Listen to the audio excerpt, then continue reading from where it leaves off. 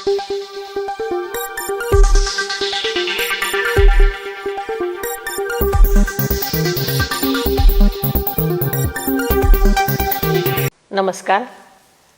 जनगणना 2027च्या पहिल्या टप्प्याला संपूर्ण देशामध्ये सुरुवात होत आहे आणि भारताचं शक्ती केंद्र असलेला महाराष्ट्र पुन्हा एकदा महत्त्वाच्या राष्ट्रीय मोहिमेत पुढाकार घेत आहे.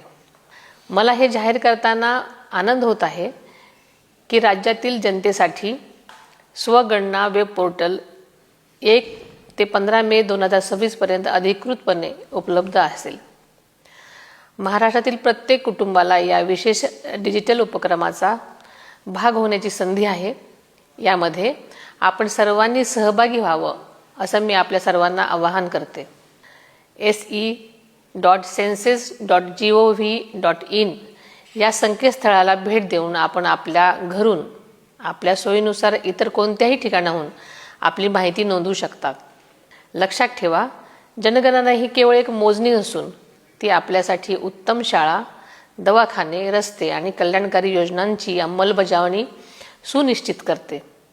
प्रत्येक व्यक्तीला आणि प्रत्येक कुटुंबाला प्रगतीचा योग्य वाटा मिळावा यासाठी आपण योग्य माहिती भरणं व आपला सक्रिय सहभाग नोंदवणं गरजेचं आहे. ज्या व्यक्तींना ही प्रक्रिया ऑनलाईन पूर्ण करणं शक्य नाही त्यांनी काळजी करण्याचं काहीच कारण नाही.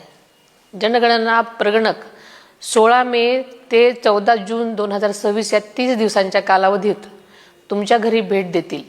आपल्या घरी येणाऱ्या जनगणना प्रगणकाचे आपण पारंपरिक महाराष्ट्रीय आदरातिथ्याने स्वागत करावं आणि त्यांना त्यांचं कर्तव्य पूर्ण करण्यास सहकार्य करावं अशी मी आपल्या सर्वांना विनंती करते.